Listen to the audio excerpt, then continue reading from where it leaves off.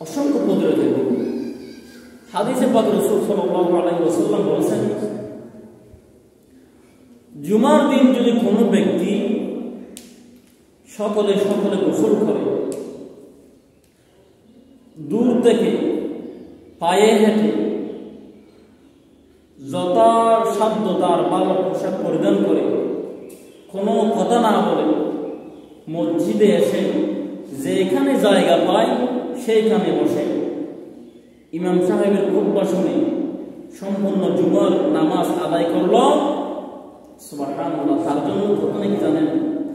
তার জন্য রাসূল সাল্লাল্লাহু আলাইহি ওয়াসাল্লাম বলেন, প্রতি কদমে 1 বছর নফল রোজা রাখার সওয়াব, 1 বছর একটি বড় হজ করার সওয়াব। সুবহানাল্লাহ, সুবহানাল্লাহ, কেমন আমল এই জুমার দিন! প্রতি কদমে, শুধু একটি জুমার, সমস্ত জুমার জন্য নয়, শুধুমাত্র একটি কদমে আপনার একটি জুমার জন্য ঘর থেকে বের হয়ে যাওয়ার কারণে জুমার নামাজে আসার জন্য আপনার নিয়তটা যদি সেভাবে নিয়ে আসেন, আপনার আমল নামায় প্রতিটি কদমে 1 বছর নফল রোজা রাখার সওয়াব আমল নামায় আল্লাহ পাক দান করবেন। সুবহানাল্লাহ, প্রতিটি কদমে একটি কবুল হজ করলে যে সওয়াব হয়, একটি কবুল হজের সওয়াব আপনার আমল নামায়, 2টি উমরা হজের সওয়াব আপনার আমল নামায় আল্লাহ সুবহানাহু ওয়া তাআলা দান করবেন। সুবহানাল্লাহ, এমন একটি বরকতময় ফজিলতপূর্ণ দিন জুমার দিন। আজকে সেই জুমার দিনেও বান্দারা আজকে আল্লাহর ঘর মসজিদ থেকে মুখ ফিরিয়ে আসে। কিভাবে এই দেশে রহমত নাযিল হবে, কিভাবে এই দেশে বৃষ্টির দিনে রৌদ্র না করবে, কিভাবে কি করে আল্লাহ পাক তোমাদেরকে দয়া করে যেটা যেই দিনে দেওয়ার জন্য দরকার সেই দিনটা দিবে। আমার মনে হয় বৃষ্টি যেগুলো দিচ্ছে এগুলো বেশি দিচ্ছে। এক সময় এক জাতির উপর বৃষ্টি না দিতে 3 বছর পর্যন্ত বৃষ্টি দেয় নাই।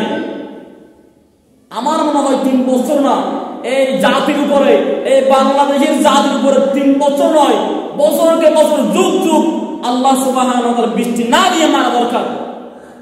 তিনি রহমান বিদায়, তিনি রহিম বিদায়, তিনি দয়ালু বিদায়। আজকে তোমাকে নাফরমান, আমার মতো নাফরমানকে খাবার খাওয়াচ্ছে। এইগুলো নেই, হক কথাগুলো বলে না, খালি বলে অমুকে সালাত নিয়ে পড়ে, অমুকে বেশি দরুদ শরীফ পড়ে, অমুকে সালাত নিয়ে গায়, অমুকে এরকম করে, অমুক মৌলয় এরকম, এক মৌলয় আরেক মৌলয়ের পিছনে, এক আলেম আরেক আলেমের পিছনে, এক ওয়াক্ত নামাজ নাই, এইগুলোর পিছনে নাই। এই যে নামাজ, রোজা, হজ, যাকাত, এইগুলা কালিমা, এগুলা ইসলামের ফরজের বিধান, কিন্তু এইগুলার বাইরে আরো বিধান আছে যেটার নাম ফরজ, হচ্ছে মহিলাদের জন্য, পুরুষদের জন্য ফরজ করা। এটার জন্য কোন আন্দোলন নাই। আল্লাহ রহমান রহিম, কেমন রহমান রহিম, এখনো আমাদের প্রতি দয়া করে। আরে বড় আফসোস লাগে, চিন্তা লাগে। গত 2 দিন ধরে আমি খুবই অসুস্থ ছিলাম।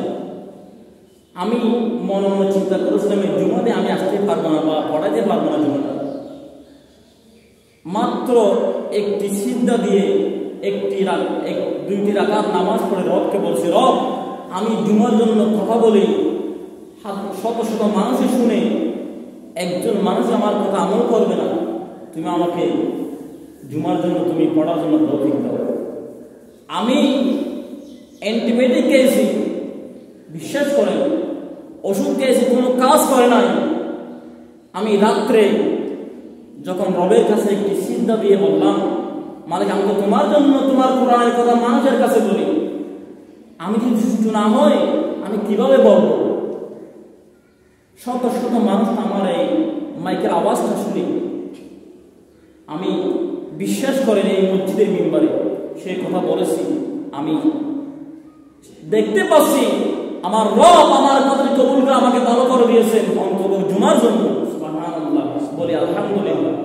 তো মালিক দেখুন আমাদেরকে এখনো দয়া করে, এখনো মালিক আমাদেরকে রহম করে।